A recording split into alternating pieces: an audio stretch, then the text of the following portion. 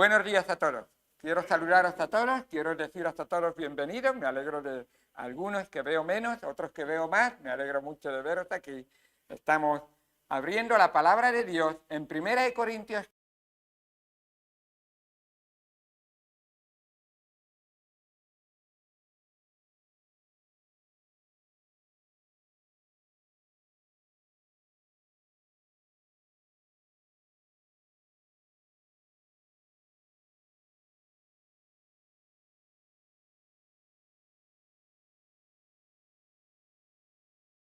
¿Hay un método de celebrarla o de tratarla?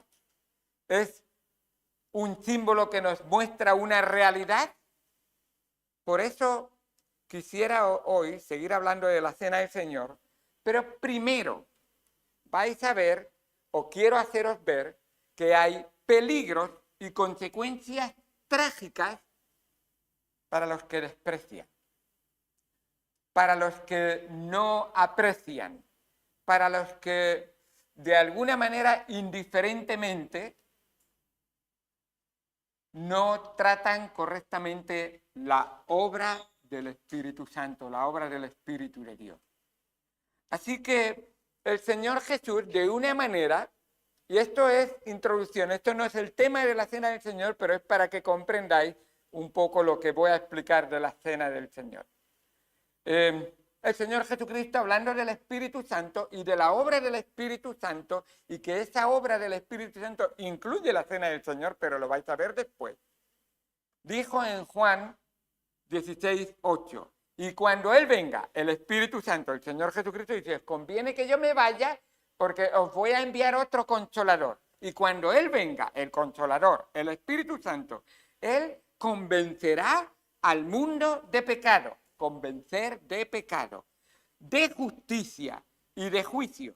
De pecado por cuanto no creen en mí. Y esa es la condición de todo ser humano que no ha creído en Cristo. De justicia por cuanto voy al Padre y no me veréis más. Y de juicio por cuanto el príncipe de este mundo ya ha sido juzgado. Y en ese contexto, esa obra del Espíritu Santo es lo que la semana pasada estuvimos mencionando, que es lo que hace el Espíritu Santo, o hizo el Espíritu Santo en aquel día de Pentecostés cuando Pedro predicó. Pedro predicó poderosamente y les dijo, arrepentíos y bautízase cada uno en el nombre del Señor Jesucristo. ¿Y qué estaba haciendo? Pues estaba invitando a la conversión a Cristo. Eso es, el Espíritu Santo nos convence de pecado. Es la obra que hace el Espíritu Santo. Cuando tú sientes, la conciencia te acusa, pero hay algo que te dice, arrepiéntete, entrégate al Señor y Él te va a perdonar. Además, no solamente eso, sino que la palabra de Dios se nos revela a cada uno de nosotros. Y hablamos del conocimiento de la palabra de Cristo, que es lo que el Espíritu Santo nos guía a toda la verdad. Nos dice la palabra de Dios. Toda la verdad está aquí. A propósito, que no piense nadie que la verdad está en un periódico que hace unos años se llamaba La Verdad, aquí en España. Ni en ningún periódico incluso. Pero es muy importante. Aquí está la verdad. Han pasado 2000 años y sigue siendo la única verdad.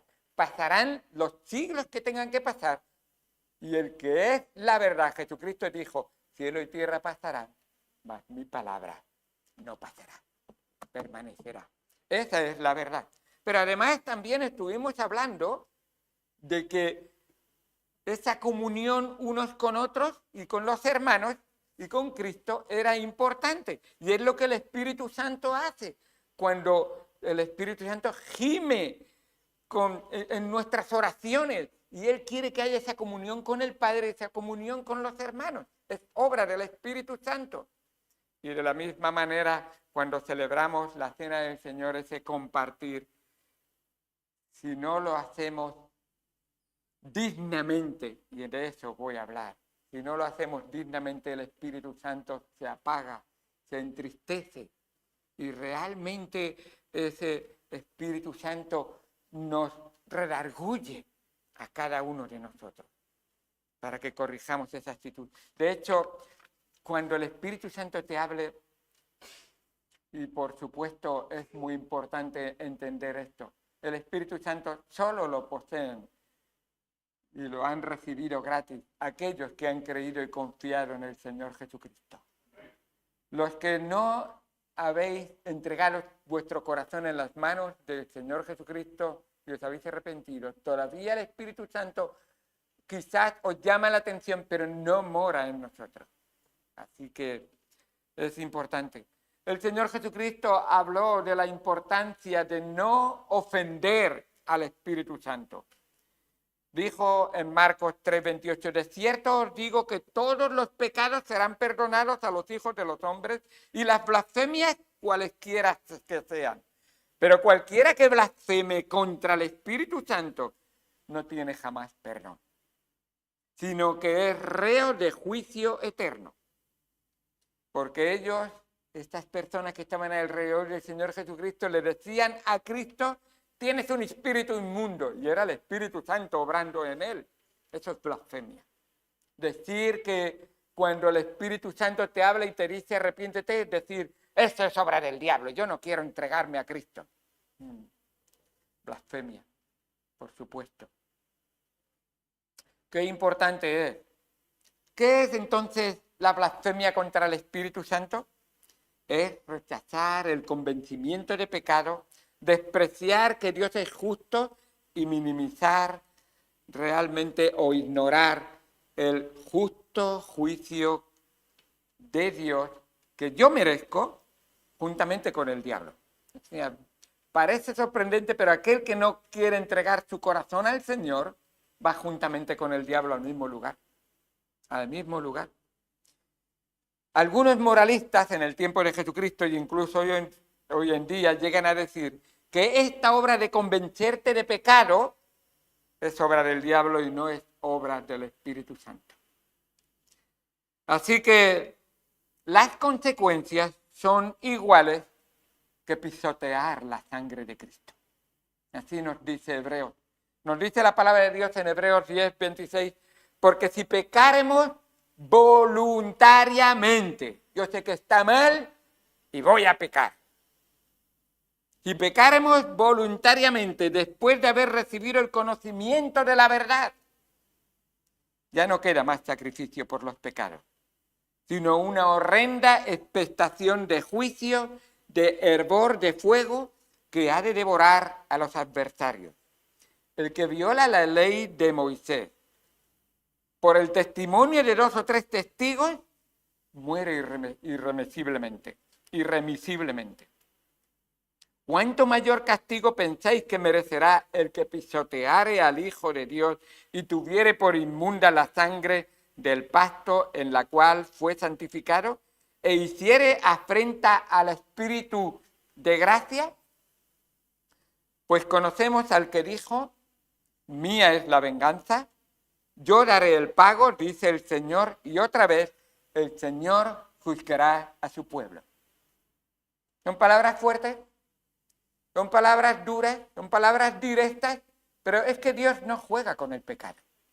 Y cuando tú y yo jugamos con el pecado y nos deslizamos en el pecado y nos metemos en el pecado, Dios es ofendido.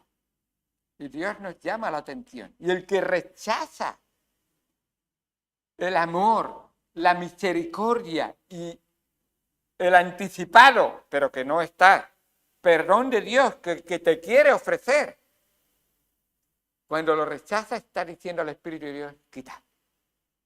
No voy a humillarme, no voy a arrepentirme, no quiero. Y endureces tu corazón.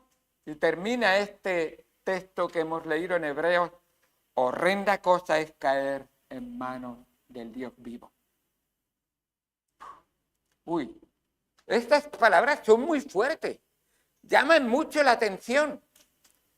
Pero quisiera hoy llevaros a 1 Corintios, capítulo número 11, versículos 27 al 32. En la Biblia hay mucho amor, mucha misericordia, mucha bondad de Dios, pero también hay mucha justicia, mucha santidad, mucho juicio de Dios. Así es. Dios es justo. El verdadero amor es justo, no injusto, porque a veces pensamos, como es amoroso, tiene que ser injusto. No lo decimos, pero es lo que queremos recibir.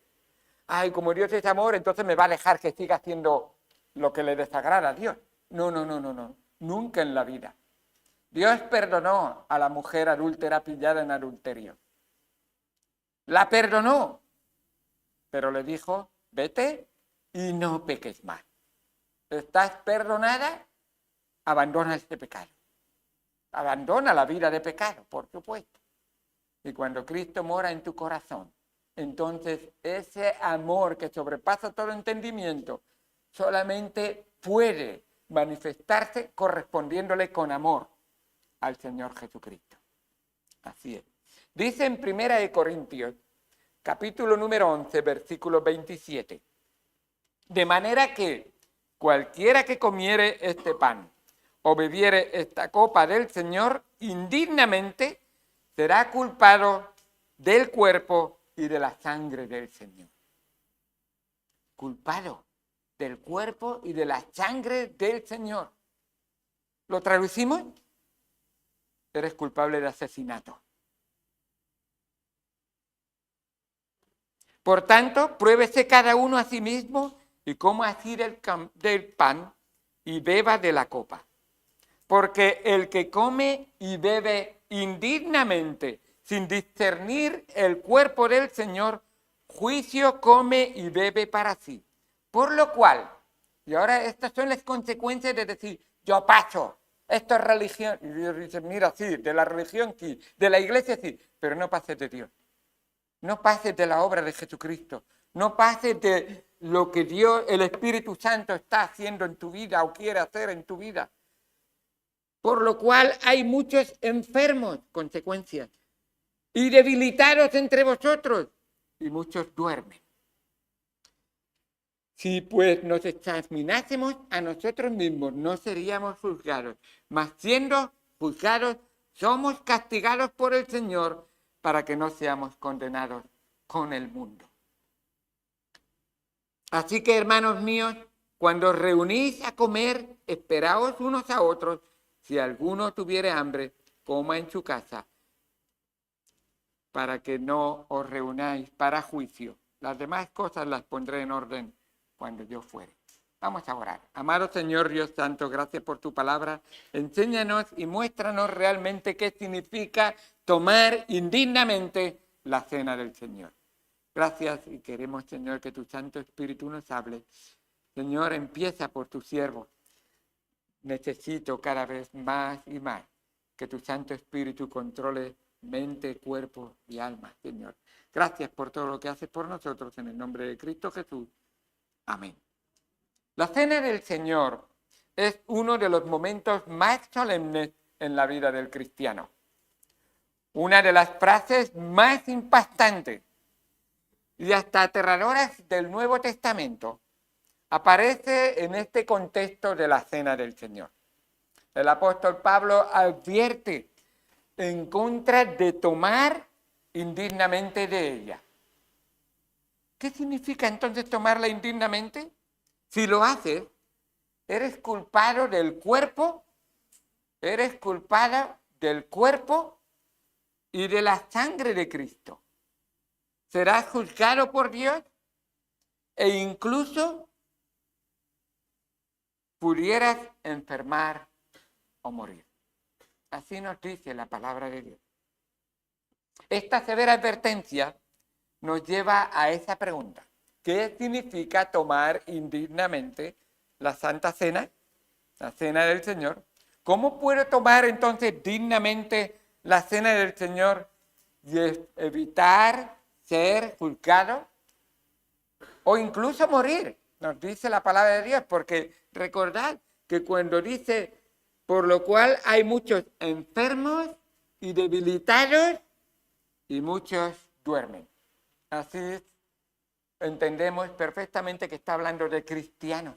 El cristiano, cuando fallece, duerme su cuerpo esperando la resurrección. El alma va a la presencia del Señor, pero su cuerpo duerme esperando la resurrección. Así que lo que está hablando no es para incrédulos, es para creyentes, es para hermanos en Cristo, es para ti y para mí, si hemos creído en el Señor Jesucristo como nuestro Señor y Salvador. Porque si hay algo más indigno que esto, es no recibir a Cristo, por supuesto. Pero una vez que se ha recibido a Cristo, ¿cómo se vive esa vida con Cristo? ¿Cómo se practica una relación personal con Cristo y se vive para el Señor? Así que he escuchado esa severa advertencia, realmente he escuchado que muchas personas, para explicarlo, dicen, vamos a celebrar la Cena del Señor. Si esta semana no has vivido en santidad, entonces no tomes la Cena del Señor. Y tú dices, bueno, ¿eso es lo que dice el texto? Segundo, he escuchado también decir, la persona que participa de la Cena del Señor debe haber andado dignamente de la vocación a la que fue llamado. ¿Es eso lo que está diciendo el texto? Me temo que incluso en el pasado yo mismo he aplicado esos versículos de esta manera. Pero ¿qué nos dice? Cuando estudiamos el texto, ¿qué nos dice?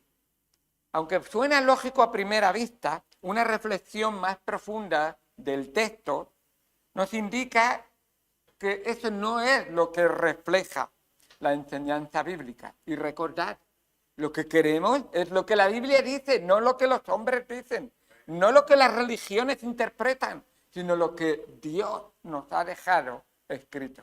Esto ha sido inspirado por el Espíritu Santo. Y los santos hombres de Dios escribieron siendo inspirados por el Espíritu Santo. O sea que no es palabra de hombre, aunque Dios utilizó a hombre. Igual que de alguna manera hoy está utilizando un hombre para enseñar o compartir otra vez, no mi opinión, sino la palabra de Dios.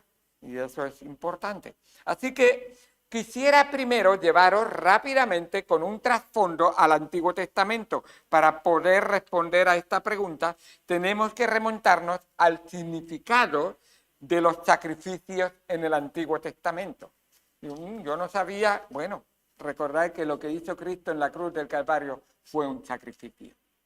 ¿Y qué significado tiene? La primera Pascua, allí en Egipto, cuando Dios iba a liberar a los israelitas de la mano opresora de los egipcios, antes de salir celebraron la primera Pascua. En la primera Pascua Dios ejecutó al primogénito de toda casa que no tenía en el marco de su puerta de entrada y no tenía puesto la sangre de un cordero. Todos aquellos que no habían manchado con sangre el marco de la puerta de su casa, el primogénito moría. El cordero era el sustituto que moría para salvar al primogénito. Así que por esa razón, esa enseñanza es importante. Yo sacrifico un cordero, pongo la sangre en el marco de la puerta y Dios dice, el sustituto del primogénito es ese cordero librado, el primogénito. Años después, en el templo, todos los días se sacrificaba un cordero en la mañana y otro en la tarde. Una y otra vez. Y la palabra de Dios nos dice en Éxodo 29, esto es lo que ofrecerás sobre el altar. 2 corderos de un año cada día continuamente. Todos los días el sacerdote por la nación de Israel sacrificaba 2 corderos, uno por la mañana y otro por la tarde. Ofrecerás uno de los corderos por la mañana y el otro cordero ofrecerás a la caída de la tarde. ¿Por qué? Porque todos somos pecadores. No hay ni siquiera uno que no haya pecado. Todos a una nos desfiamos, nos hicimos inútiles. No hay ni siquiera uno que haga lo bueno. O sea, realmente en camino de pecadores estamos todos y no fuera por ese sustituto y esa sangre que era derramada. Así que al comprender esto, ¿por qué tanto sacrificio? Porque el hombre es pecador y merece morir, y porque en su condición pecaminosa no puede acercarse a un Dios santo, santo, santo. Así es. Nadie merece acercarse a Dios por sus propios méritos. Y qué importante es entender esto. Mis méritos, pero yo cumplo con la religión, yo cumplo con los ritos, y Dios dice, no hay méritos, no hay obras, no hay sacrificios humanos, no hay esfuerzos humanos que pueda limpiarte de tus pecados. Nada, ninguno. Así que los corderitos ofrecidos diariamente morían como sustitutos de la nación de Israel y preservaban esa presencia de Dios con ellos. Dios decía, esa sangre debe de reflejar tu arrepentimiento. Ha sido necesario derramar sangre por tu pecado. Espero que vengas a mí arrepentido. Ahora, cuando vemos esta realidad, esto nos hace ver que nadie merece acercarse a Dios por sus propios méritos. Es muy importante. Todos somos pecadores y merecemos morir. La paga del pecado es muerte. No hay. Así es la ley de Dios. Entonces, la Pascua y la Cena del Señor, ¿qué tienen que ver todo eso con comer y beber indignamente? Reflexionemos un poco. Cuando escuchamos las palabras de Pablo sobre participar indignamente de la Cena del Señor, instintivamente evaluamos nuestros comportamientos en los días anteriores. Llevamos un pequeño recuento mental y va algo así. Fui lo suficiente bueno esta semana pasada, leí la Biblia, oré, fui a la iglesia, domingo por la mañana y por la tarde, bueno, uno solo, pero 50%. Y si cometí algún pecado escandaloso, pues entonces pienso que sí puedo tomar la cena del Señor. Y de alguna manera esa evaluación es muy humana y no es la que la palabra de Dios nos enseña. No es. Pero veámoslo desde otra perspectiva. ¿Cuán bueno tengo que ser para tomar la cena del Señor? Pregúntatelo. ¿Cuán bueno tengo que ser para poder tomar la cena del Señor? Y la otra pregunta es, ¿por cuánto tiempo tienes que ser bueno? A ver, me examino de un minuto para atrás, porque más para atrás ya tengo cosas que tengo que... Sí. Así que es algo totalmente subjetivo. Si tomo o no tomo, al final lo tomo dependiendo de cómo me siento. Y recordar, no es cuestión de emociones ni de sentimientos. Es cuestión de obra absoluta y completa que se haya realizado por nuestros pecados. Por nuestros pecados. Así que, en realidad, medirlo así, soy yo el estándar de medida. Yo mido mi vida y yo tengo un estándar, tú mides tu vida y tú tienes otro estándar, y Dios dice, no. No hay 20, ¿qué somos? 50 estándares. No. Hay uno solo. Hay uno solo. Dios sabe. Así que, entonces, ¿debo ser enteramente perfecto? Bueno, algunos dicen, no, perfecto, no, casi perfecto. Pues ni siquiera tampoco casi perfecto.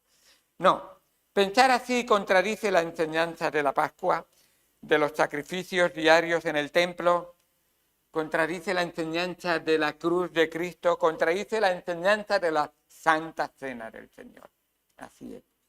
Así que Dios proveyó un sustituto para que podamos acercarnos a Él a pesar de nuestra indignidad. Y eso es lo importante. ¿Has creído en Cristo como tu Señor y Salvador? ¿Te has entregado en sus manos? Él te ha bañado con tu sangre preciosa y ha sido lavado de todo pecado. La sangre de Jesucristo, ¿de cuántos pecados nos limpia y por cuánto tiempo nos limpia? ¿Me limpia de todo pecado? La sangre de Jesucristo nos limpia de todo pecado, 1 de Juan 1:7. ¿Y por cuánto tiempo? La sangre de Jesucristo me da la vida eterna. ¿Por cuánto tiempo me ha dado? Eternamente. Entonces, mi dignidad delante del Señor Jesús no depende de mis obras o de mis esfuerzos humanos, depende de lo que la obra y el gran sacrificio humano, pero divino también, por supuesto, que hizo Jesucristo por ti y por mí.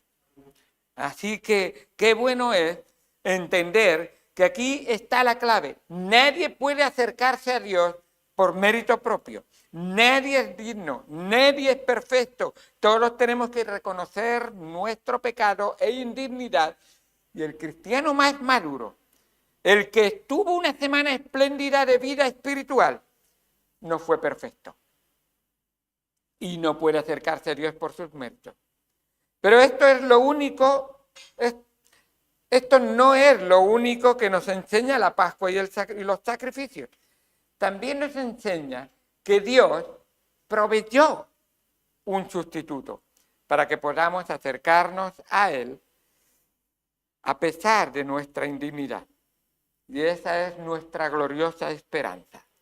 Entonces, ¿qué significa indignamente?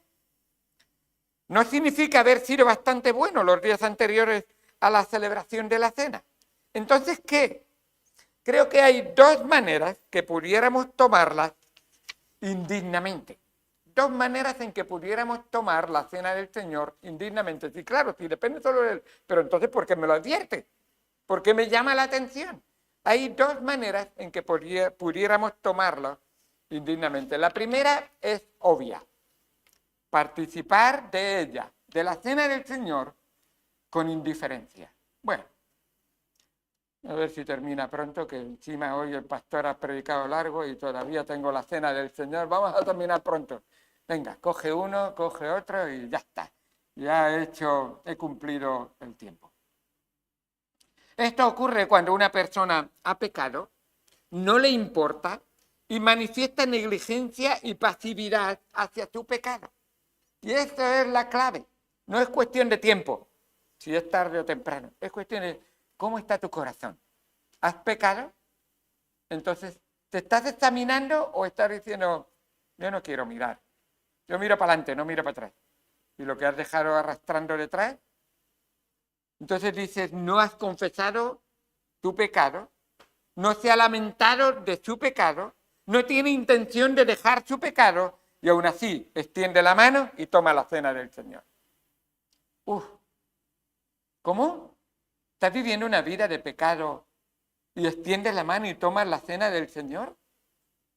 ¿Estás justificando tu pecado y sigues persistiendo en tu pecado y extiendes la mano? Ahí entra la primera. Tomarlo indignamente. Pablo nos dice que esta persona come y bebe juicio para sí.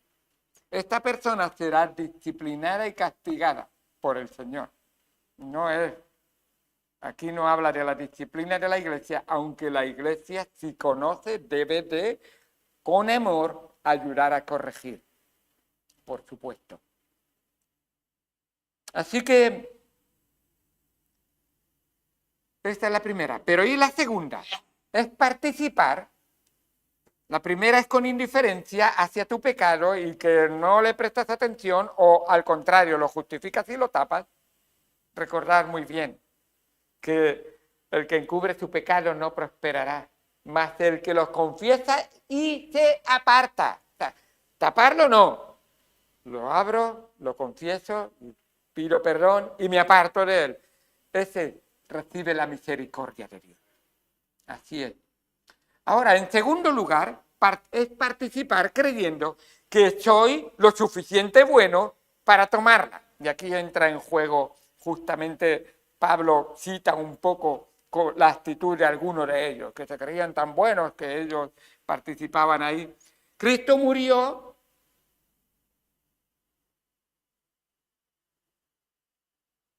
porque nadie es digno.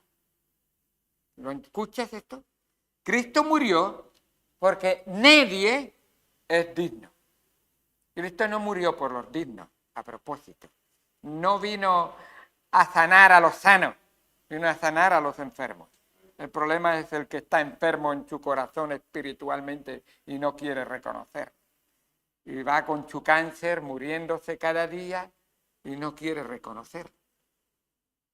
Esto es más sutil de lo que parece, pero me parece que Pablo tenía en mente la perspectiva errónea de algunos de los corintios. Y por eso una y otra vez nos recuerda que no somos nada fuera de los méritos de Cristo. El apóstol Pablo lo dice así en Gálatas 6:14. Pero lejos esté de mí gloriarme. O sea, es Pablo, tú eres un héroe de la fe. Y Pablo dice, lejos esté de mí gloriarme, sino en la cruz de nuestro Señor Jesucristo, por quien el mundo me es crucificado a mí y al mundo. O sea, está diciendo, Jesucristo ha muerto por mí y Él es mi gloria, no yo, ni el mundo, ni lo que el mundo pueda decir de mí. Él es mi gloria. Por lo tanto, los méritos de Pablo estaban en Cristo. ¿Es así? Cuando tú vienes a la iglesia, ¿estás reconociendo los méritos de Cristo? ¿Estás reconociendo la obra de Cristo? Tomamos indignamente cuando menospreciamos la gravedad del pecado y la magnitud de la cruz de Cristo. ¿Lo entiende? He dicho una mentira. ¿Qué ha producido o qué es la consecuencia de esa mentira?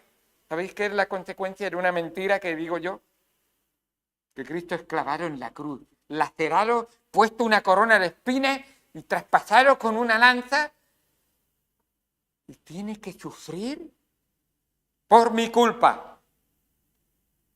¿Lo entiendes? Por tu culpa. Porque la paga del pecado es muerte. Y Dios no quiere que tú mueras. No quiere que tú vayas al infierno. No quiere que tú recibas la consecuencia de tu pecado, que lo recibirás si no te arrepientes. Si no le reconoces a Él como tu sustituto. Si no vienes y le pides perdón y le dices, Señor, lávame con tu sangre preciosa. Es por eso que la indignidad es tan grande cuando dices, da igual, no me importa. Voy a tomar la cena del Señor. Entonces está diciendo, ¿ha derramado innecesariamente Jesucristo su sangre por ti? ¿La estás pisoteando también? ¿La estás despreciando? ¿Estás fingiendo? ¿Estás viviendo una vida hipócrita? Y Dios dice, oye, no es que tienes que ser digno, pero no me hagas a mí mi obra indigna para ti. Así que, ¿qué significa tomar dignamente entonces? ¿Qué es tomar dignamente? Debo reconocer mi pecado e indignidad. Soy pecador. Nunca seré lo suficientemente bueno para tomar la cena del Señor con base en mis méritos. Todos los días peco y lo tienes que reconocer. Todos los días peco. ¿Cómo? Sí, por comisión o por omisión. A veces no haces lo que deberías de hacer y eso es pecado. Y a veces incluso sabiendo, lo haces. Puedo hacer buenas cosas. Puedo serle fiel a Dios. Pero ¿por cuánto tiempo le soy fiel? Ah, yo soy fiel al Señor. Sí, ¿por cuánto tiempo? ¿Constante? ¿Está relacionado con fiel contigo? ¿O eres fiel pero no eres constante? Me parece entonces que tu descripción o definición de fidelidad es un poco deficiente. Porque fidelidad y constancia van cogidos de la mano. Y es muy importante. Debo aferrarme a la persona y a la obra de Cristo. sea, primero reconozco mi indignidad y mi pecado. Segundo, me aferro a la persona y a la obra de Cristo. Puedo acercarme a Dios y tomar la cena del Señor porque Cristo murió en la cruz por mis pecados. Él es el Cordero Divino que pagó mi maldad. El Cordero de Dios que quita el pecado del mundo. Ahí está. Qué importante es entenderlo y aceptarlo, puesto que Dios imputó o acreditó la justicia de Cristo a mi cuenta. Ahora puedo acercarme a Él. Y Dios me vistió de la santidad de su Hijo. Me puedo acercar a Dios solamente porque la persona de Jesucristo y su obra ha sido imputada a mi vida. Ahora cuando el Padre me ve, ve al Hijo de Dios, ve a Jesucristo. Gloria a Dios por lo que Él ha hecho. En tercer lugar, debo confesar mis pecados específicos. Y esto es lo que nos está trayendo el texto. Dice, si tu vida, que siempre debe de ir con las cuentas arregladas con el Señor, tiene algo pendiente, en este momento, cuando tomes la cena del Señor, confiésalo. Es que esta mañana, es que no es solamente la cena del Señor. ¿Puedo hacer una oración indigna? Claro que la puedo hacer. Salir de casa gritándole a la mujer, ¡ah! Y llego aquí, Señor, ¿cómo te amo? ¿Puede ser indigna esa oración? Sí. ¿Puede ser indigno un bautismo? Ah, todo el grupo se bautiza y yo también me bautizo, con el montón. ¿Y dónde está la obra de Cristo en tu corazón? Un bautismo sin conversión puede ser indigno. ¿Puede ser indigno incluso una ofrenda? Ah, doy al Señor, voy a sacar el billete más grande que tengo en el bolsillo. Bueno, solamente tengo de 5 euros. Pero, por decir algo. Y lo estás dando de corazón, por amor al Señor, para que la obra del Señor avance. O yo no lo pongo en sobre porque así lo puedo extender. Me acuerdo, no, déjalo, no voy a contar ningún caso. Y hacía así, y lo ponía encima una sábana. Y decía, echa una sábana. Pero bueno, hermano, la indignidad abarca muchas cosas. ¿Por qué? Porque Dios ve el corazón. Y Dios lo que quiere es que tu corazón, por amor, esté en las manos del Señor. Enteramente. No un pedacito para ti y un pedacito para mí. Toma, todo, todo tuyo. Di porque tu siervo oye y obedece. Es lo que quiere. Así que el apóstol Pablo, quien puso su dedo sobre el pecado específico de la iglesia en Corinto, les llamó la atención. No tenemos el tiempo, se nos ha ido, pero podéis leerlo. En el versículo 18 al 22 está diciendo, oye, estáis teniendo todo el culto y habéis traído la cena, pues no mezcléis la cena vuestra con la cena del Señor.